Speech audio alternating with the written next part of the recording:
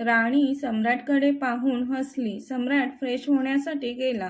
नक्की काय चाललंय दोघांचं? दूर जात आहेत की एकमेकांच्या जवळ येत आहेत काही कळत नव्हतं त्यांचं त्यांनाच.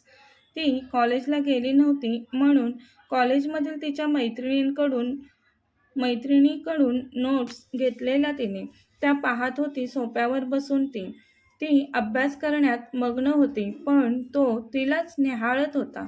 तिच्या चेहऱ्यावर वैतागलेले भाव होते. ती कॉलेजला न गेल्यामुळे पुस्तकातील काही प्रॉब्लेम तिला काही केल्या जमेना. खरं तर तो मदतीला यावा अशीच तिची अपेक्षा होती, पण त्याला कसं सांगू आणि त्याला जमेल का असाही विचार तिच्या मनात आला. तिने त्याच्याकडे पाहिलं तसं त्याने चलाखीने पटकन लॅपटॉपमध्ये पाहिलं. त्या वेडीला खरंच असं वाटलं यांचं लक्ष कामात आहे, ते माझ्यामुळे विचलित नको व्हायला. पण खरं तर त्याचं सगळं लक्ष तिच्याकडेच होतं. ती वैतागत डोक्यात हात घालत मला कोण मदत करेल असा विचार करून ती त्याच्याकडे पाहून हळूच म्हणाली, अहो. त्याने मुद्दामच रागात एक कटाक्ष तिच्याकडे टाकला. काय आहे म्हणाला तो. तसं ती इवलंसं तोंड करून अहो मला जरा मदत करता का प्लीज क्यूट चेहरा करत म्हणाली त्याला. अहो नाही जमत आहे मला. तो तर तिच्याजवळ जाण्याची वाटच पाहत होता. तो पटकन बेडवरून उठला आणि तिला विचारलं, काय नाही जमत तुला? बोलतच तिच्याजवळ पोहोचला. ती तिच्या हातातील पुस्तक त्याच्यासमोर पकडत म्हणाली, हा प्रॉब्लेम नाही जमत आहे मला. तो तिच्या हातातील पुस्तक हातात घेऊन सोफ्यावर बसला आणि तिला क्षणात ओढून मांडीवर पटकन बसवलं त्याने. अहो म्हणत त्याच्याकडे पाहिलं तिने. त्याने तिच्याकडे पाहून शिकवू ना तुला म्हणाला. तसं तिने मान हलवून हो म्हटलं. मग पुढे बघ तो म्हणाला तिला. तसं तिने समोर पुस्तकात पाहिलं. तो तिच्या खांद्यावर त्याची हनुवटी टेकवत पुस्तकात पाहून तिला समजावून सांगायला लागला. ती त्याच्या मिठीत असल्यासारखीच होती आता. ती मागच्या बाजूला त्याच्याकडे वळून त्याच्याकडे पाहत होती. त्याच्या स्पर्शाने ती शहारली.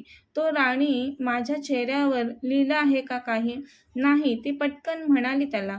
तो नाही ना? मग पुस्तकात लक्ष दे म्हणाला. हो देते ती म्हणाली आणि समोर पुस्तकात पाहू लागली. तो मनातच तिचा क्यूटनेस पाहून किती वेडी आहे ही बोलून तिच्यावर गालात हळूच हसला. त्याने तिला समजवल्यावर तो म्हणाला तिला, कळलं का तुला? ती पटकन हो कळलं म्हणाली आणि त्याच्या मांडीवरून उठू लागली. त्याने तसंच तिला पुन्हा त्याच्या मांडीवर ओढलं. कळलं ना तुला? मग मला सांग काय कळलं तुला? काय? ती घाबरून म्हणाली त्याला. कळलं ना तुला प्रॉब्लेम?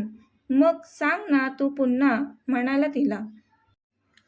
ती अहो रडतच नाही कळलं मला म्हणाली. तसं त्याने तिचा गाल पकडला. तोही जोरात चिमटीने. नाही कळलं तर खोटं का बोललीस ग बोलला तो तिला. तिने त्याचा हात पकडून तिच्या गालापासून झटक्यात दूर केला. त्याने तिचा गाल चिमटीत पकडल्यामुळे दुखलं होतं तिला. ती पटकन उठली त्याच्या मांडीवरून आणि रागाने त्याच्याकडे पाहू लागली. तिचे टोमॅटोसारखे गाल तिने रागाने फुगवलेले पाहून त्याला तिच्यावर हसू येत होतं. पण तो हसू दाबत म्हणाला, रागवायला काय झालं ग तुला इतकं? इकडे ये. तशी ती दूर उभी राहिलेली ती पुन्हा त्याच्याजवळ आली.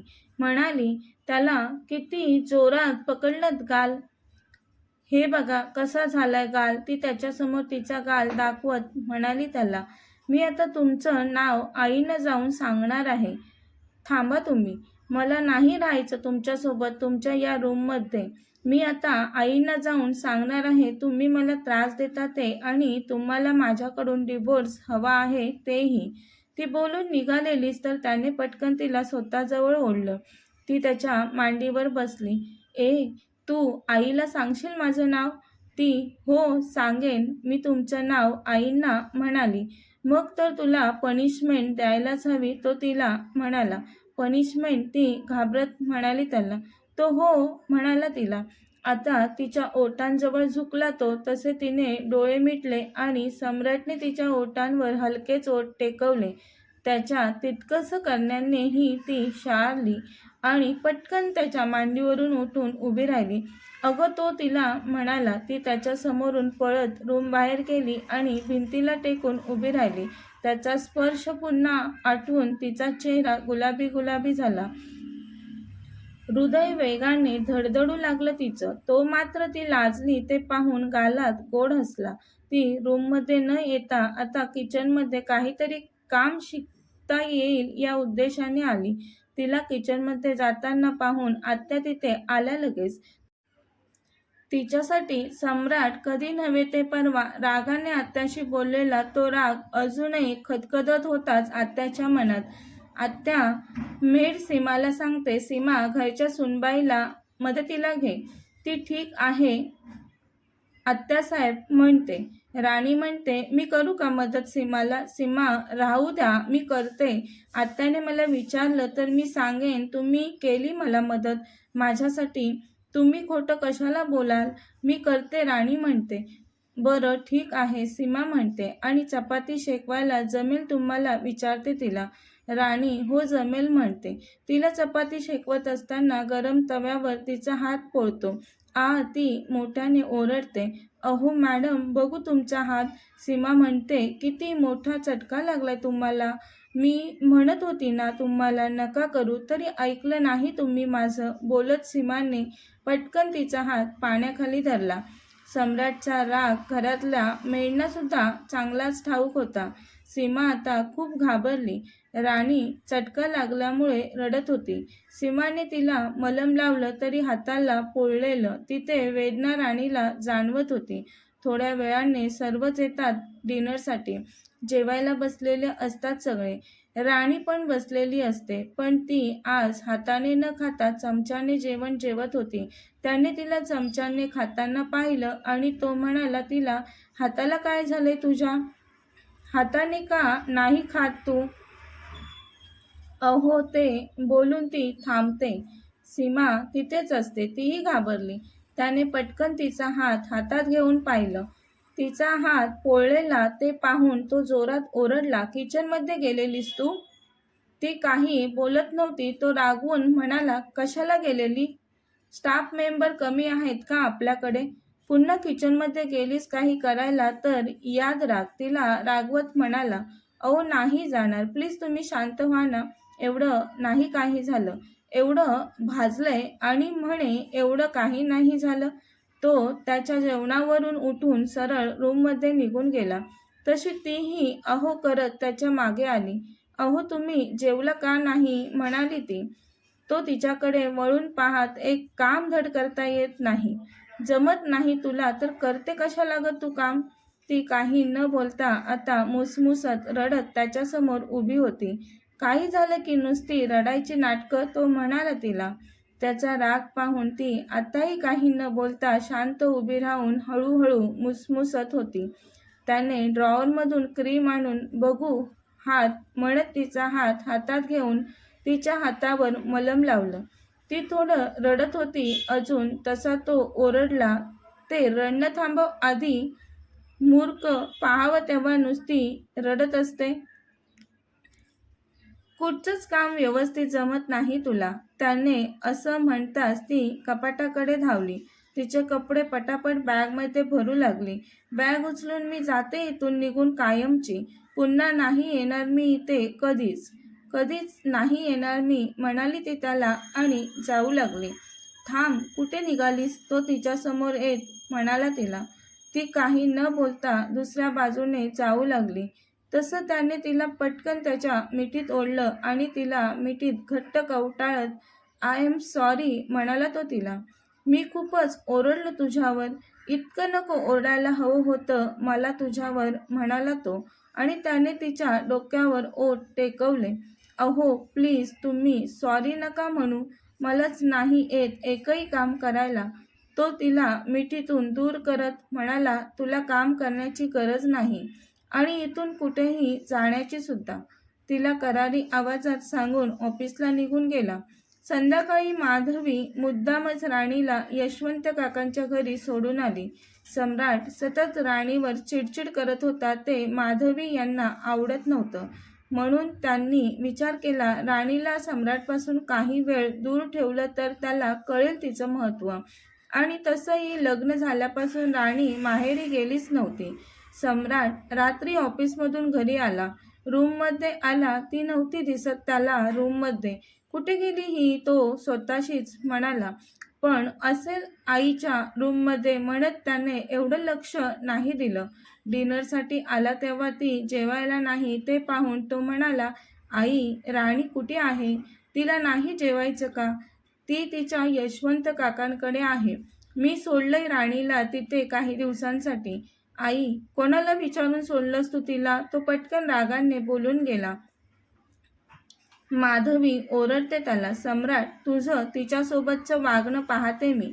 छोट्या छोट्या गोष्टीवरूनही तू सतत चिडत असतो राणीवर. तिला बरं वाटावं म्हणून मी तिला तिच्या यशवंत काकांकडे सोडून आले. सम्राट तसाच घराबाहेर पडून कारमध्ये बसून सरळ राणीकडे जायला निघतो. राणी बेडरूममध्ये बसून सम्राटचा विचार करत असते. तो रागाने कार चालवत होता. जसा वेळ जात होता तसा मनातील राग आणखी वाढत होता त्याच्या. ती त्याला दिसली नव्हती ना, म्हणून तिच्यासाठी तो आता यशवंत काकांच्या घरी पोहोचला होता. जावई, तुम्ही एवढ्या उशिरा? त्याला घरी आलेला पाहून यशवंत काका म्हणाले त्याला. तो, हो काका. राणी आले ना? कुठे आहे राणी? त्यांना म्हणाला.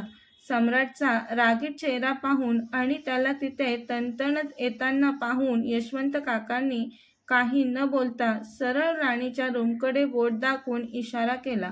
तसा तो तिच्याजवळ जायला निघाला. राणी बेडवर नुसतीच पडून होती. रूमचा दरवाजा फक्त लोटलेला. तो दाराजवळ आला आणि त्याने तिच्यावर नजर रोखली. ती नजरेस पडताच आता कुठे त्याच्या जीवाला थंडक पोचलेली. त्याचा राग थोडा शांत झाला. तिने नव्हतं पाहिलं त्याच्याकडे.